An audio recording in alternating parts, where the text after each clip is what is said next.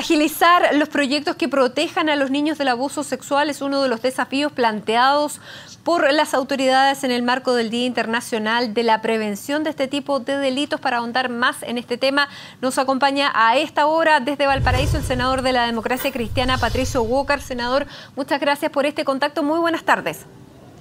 Buenas tardes, Matilde.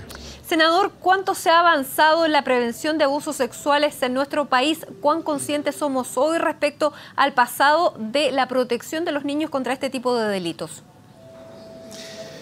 Vaso medio lleno, hemos avanzado mucho en leyes que han subido las penas, por ejemplo, para la violación, para el abuso sexual.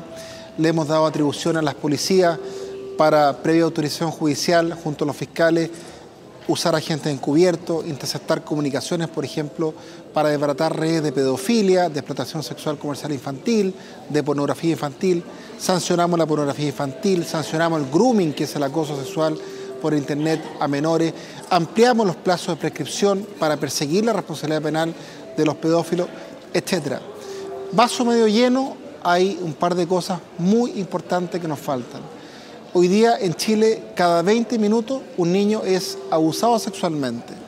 Esos niños tienen que prestar entre 6 a 8 declaraciones en promedio en un juicio para poder acreditar de que efectivamente fueron abusados sexualmente. Eso provoca la revictimización, es decir, junto con el trauma principal de haber sido abusado, tener que recordar la experiencia traumática varias veces genera un daño adicional. Por eso estamos promoviendo un proyecto que ya aprobamos en general en la Comisión de Constitución, de la entrevista video grabada, que esa entrevista, en que va a estar, por supuesto, el defensor del imputado, que va a estar el abogado querellante o el fiscal, en fin, que van a poder hacer preguntas a través de profesionales competentes, esa grabación va a servir de prueba para todas las etapas del juicio, no como hoy día que se requiere efectivamente prestar declaración ante el policía, ante el inspector del colegio, ante el fiscal, ante los tribunales, etcétera, etcétera. Senador. En segundo lugar, sí. Dígame en segundo lugar y pasamos a otro tema. En segundo lugar, es muy importante tener ley de protección integral de los derechos de la infancia y un defensor de los menores. Esos proyectos yo ya los presenté en el pasado. ¿En qué consiste la ley de protección integral? Que hay una protección a las niñas, niños y adolescentes como sujetos de derecho, no como objeto de político, una protección universal, es decir, para todos los niños, e integral, es decir, en todos los ámbitos. Y en segundo lugar, como le decía, un defensor de los derechos de los niños. Hoy día, cuando a un trabajador no se le respetan los derechos laborales, va a la inspección del trabajo. Cuando a un consumidor le ocurre algo similar, va al CERNAC. ¿Dónde se recurre para reclamar que no se respetan los derechos de los niños? No hay ningún lugar. Entonces queremos un defensor autónomo, nombrado por el presidente de la República con acuerdo del Senado, que dure 8 años, que no tenga que mirarle la cara al gobierno de turno, que sea autónomo e independiente y que pueda poner el dedo en la llaga, Matilde, denunciar dónde no se está respetando la Convención de los Derechos de los Niños, sobre todo ahora, a propósito que estamos cumpliendo 25 años desde su promulgación y ratificación por parte de nuestro país. Y respecto a la protección de abusos sexuales, hay centros que dependen del Estado, como el CENAME, donde muchas veces se ha denunciado que este delito lamentablemente ocurre. ¿Es responsabilidad del Estado velar también por esos niños? ¿Qué se está promoviendo en ese sentido para que efectivamente se cumpla cuando sabemos que hay muchas denuncias, que son niños que tienen poquísima protección, que no tienen familias que los puedan defender y que su voz muchas veces es acallada, silenciada, no se escucha porque no son hijos de personas influyentes? ¿Qué pasa en el CENAME, senador? El tema que usted plantea es de la máxima importancia y un tema que personalmente a mí me desvela. Hoy día en Chile tenemos hogares de menores, que son las casas de acogida o la residencia, que reciben a los niños, por ejemplo, que los tribunales de familia han declarado que los padres son inhábiles, que no están en condiciones para poder tener a sus hijos, porque hay violencia intrafamiliar, porque hay abuso sexual, etcétera, etcétera. Desgraciadamente, estas casas de acogida y residencia no son en general adecuadas. ¿Por qué? Porque el presupuesto que reciben la subvención del CENAME es insuficiente. Según un estudio de la Fundación San Carlos de Maipo, esas subvenciones alcanzan para cubrir el 60% de los gastos mínimos dentro de un parámetro mediocre. En consecuencia, es muy difícil que esos niños puedan tener una especie de familia de acogida para que les permita efectivamente salir adelante. En segundo lugar, en Chile también está la figura de las familias de acogida, que son mucho mejor que un hogar de menores en general, pero se le paga poco a las familias de acogida, no hay controles suficientes. Entonces, esos son dos temas, es decir, aumentar la subvención del Sename y mejorar la situación, el estatus de las familias de acogida, que son fundamentales para mejorar la atención a esos niños. Y en tercer lugar, cuando hay, por ejemplo, lo que usted dice, abuso contra esos niños, maltrato, etcétera, que haya una instancia autónoma para poder denunciar esto y que tomen las medidas del caso para que esto se arregle. ¿Qué es eso? Lo que le decía antes, defensor de los derechos de los niños. Desgraciadamente los niños, todos sabemos, no son prioridad para el Estado. Los niños no marchan, no protestan, no votan, pero queremos que su voz, Matilde, se escuche fuerte y clara en el Parlamento, y por eso hemos anunciado hoy día, junto a la ministra Rincón, un reimpulso a estos proyectos que hemos presentado y que afortunadamente parece que el Ejecutivo va a patrocinar. Y una campaña que dice que tiene el hashtag Yo Te Creo. Bueno, precisamente durante estos días la justicia le creyó a dos denunciantes, dos menores que denunciaron a John O'Reilly por abuso sexual reiterado. Hubo una condena, hubo una sentencia que se va a cumplir en libertad. Va a ingresar además al registro de pedófilos, pero él obtuvo una nacionalidad por gracia. Senador, yo primero le quiero preguntar, ¿usted votó a favor de esa nacionalidad por gracia en ese entonces? No tengo recuerdo, se lo digo francamente. No soy autor de ese proyecto de ley.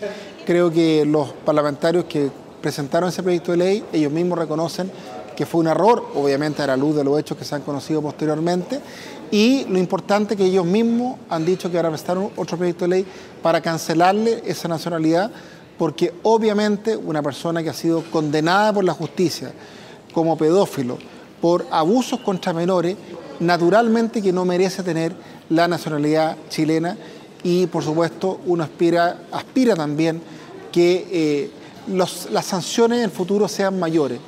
A mí la Constitución me prohíbe por el artículo 76 comentar fallos judiciales por un caso específico, pero se lo voy a comentar en general.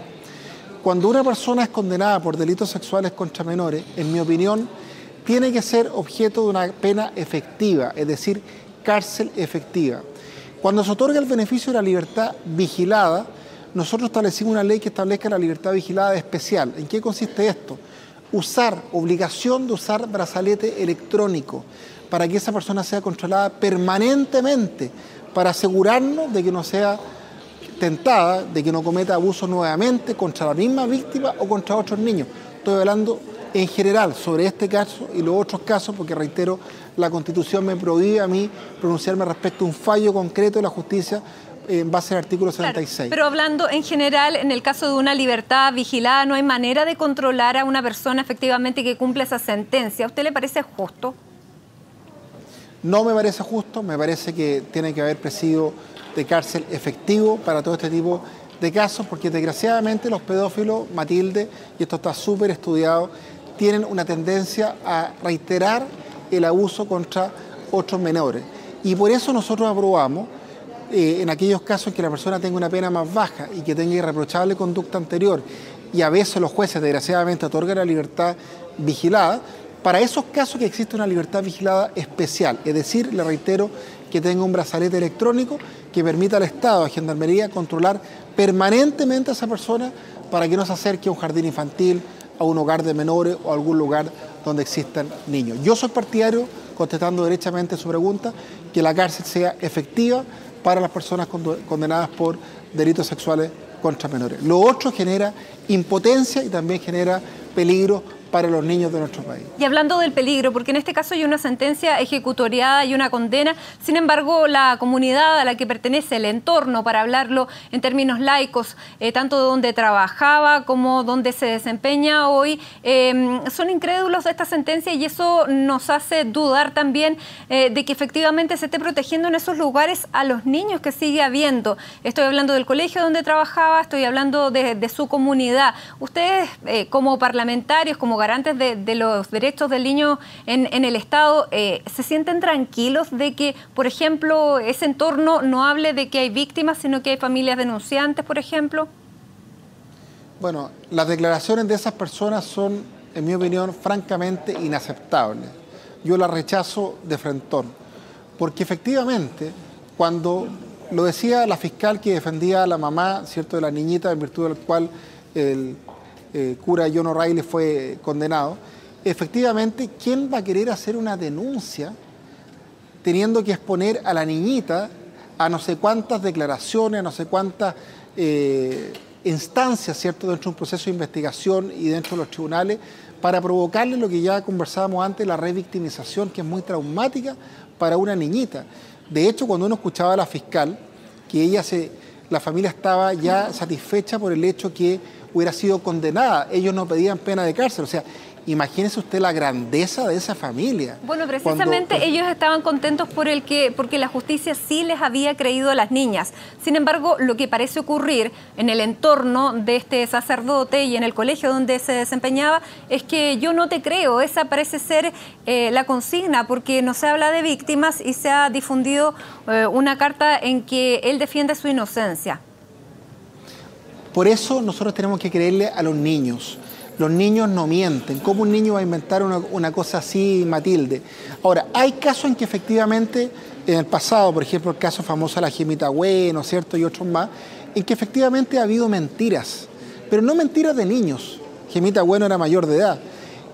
O hay otros casos en que efectivamente los adultos han intentado manipular a los menores, pero este parece no ser el caso, insisto, porque hay una sentencia de los tribunales de justicia en que ha condenado. Hay una actitud que uno ve de la familia de la víctima, que no piden, increíble la grandeza de esa familia, que esta persona fuera a la cárcel, sino que querían que se conociera la verdad y que hubiera justicia, que hubiera una condena. Entonces, yo creo que hay que tener mucho cuidado, hay que respetar a los niños. A mí no me gustan las defensas corporativas, no me gusta que una agrupación de amigos, de personas con poder. Ustedes saben lo que fue la historia del padre Maciel, ¿cierto? El creador de los legionarios de Cristo a nivel mundial. A la que pertenece el señor O'Reilly. El padre Maciel fue una persona que violaba a sus hijos, una persona que abusaba sexualmente de niños. Y esa persona, dentro de la congregación a la que pertenece el padre O'Reilly, tuvo una red de protección. Una red de protección. Además, ¿en este caso también hay una red de protección, senador? Porque el colegio no habla de una sentencia ejecutoriada, no habla de víctimas, habla de personas denunciantes, y en ese caso uno se pregunta si efectivamente los niños que están en ese colegio, en ese contexto, están verdaderamente protegidos o no. En este tipo de casos, claramente hay que hablar de víctimas, claramente hay que hablar de pedófilos, claramente hay que hablar de criminales. Uno no puede tener un lenguaje acá gelatinoso, un lenguaje insípido, incoloro, amorfo. Tiene que ser claro. Las personas que han sido condenadas por la justicia por cometer delitos sexuales contra menores son pedófilos. Y cualquier otra actitud, Matilde, es absolutamente inaceptable. Ahora, contra a quien usted hoy día define como pedófilo, y así también lo define la justicia, cuando se le otorgó la nacionalidad por gracia, se recurre y se analiza su vida anterior. ¿Usted cree que el Congreso debiera ser más riguroso? Porque esta persona ya había sido acusada en Irlanda de casos de abusos similares. Sin embargo, estos antecedentes parece que no llegaron a la Cámara. Claro, es difícil, yo entiendo su pregunta y creo que uno tiene que ser muy riguroso cuando otorga la nacionalidad por gracia respecto de conocer, ojalá, la mayor cantidad de antecedentes posible en la historia de alguien. Si una persona del pasado no fue condenada, es difícil encontrar esos antecedentes. Yo no sé si hoy día por Google uno hubiera podido encontrar esa información en su minuto. Después de la batalla es fácil ser general. Yo no quiero incurrir en esa actitud contra los parlamentarios que naturalmente equivocadamente presentaron este proyecto de ley. Pero sí, yo recojo el guante respecto a lo que usted dice, que uno tiene que tener mucha información, recabar mucho antecedente cuando se le otorgue la nacionalidad por gracia a cualquier persona. Y ahora, para, digamos, volver atrás y quitarle esta nacionalidad por gracia, debiera ser un trámite más o menos simple, porque en ese entonces fue mayoritario el apoyo a que se diera. ¿Usted cree que va a ser esta vez mayoritario el apoyo a que se le quite esta nacionalidad por gracia? O sea, se lo digo de la siguiente manera. ¿Qué parlamentario hoy día podría votar en contra de un proyecto de ley para quitarle la nacionalidad por gracia a una persona que ha sido condenada por delitos sexuales contra menores. Yo no creo que haya algún parlamentario que vote en contra. Yo creo que todos vamos a votar a favor porque sería absolutamente inaceptable, sería vergonzoso que alguien votara en contra de ese proyecto de ley para quitar la nacionalidad por gracia a este señor. Senador Patricio Walker, muchísimas gracias por este contacto con CNN Chile. Muy buenas tardes. Muy buenas tardes, Matilde, que esté muy bien. Gracias.